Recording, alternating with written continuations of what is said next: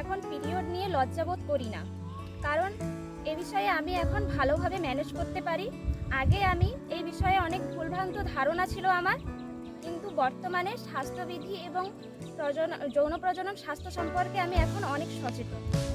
বর্তমানে আমি যৌন প্রজনন ও স্বাস্থ্য সম্পর্কে অনেক কিছু নতুন জেনেছি। এখন আমি বুঝেছি কেবলমাত্র আমি নয়, সমস্ত মানুষকে এসআরএইচ নিয়ে সচেতন হতে হবে, তবেই পরিবার ও সমাজ দুটোই উন্নতি হবে। যেমন আগে মনে করতাম গর্ভনিরোধক বড়ি খেলে আর বাচ্চা হয় না, কিংবা এই ট্যাবলেটগুলির দাম বাজারে অনেক বেশি, কিন্তু বর্তমানে আমার এই ধারণা সম্পূর্ণ বদলে গিয়েছে। তাছাড়া সরকারি স্বাস্থ্যকেন্দ্রে বিনা পয়সায় গর্ভনিরোধক ট্যাবলেটের মতো অন্যান্য গর্ভনিরোধক পদ্ধতিও সম্পূর্ণ বিনামূল্যে পাওয়া যায়।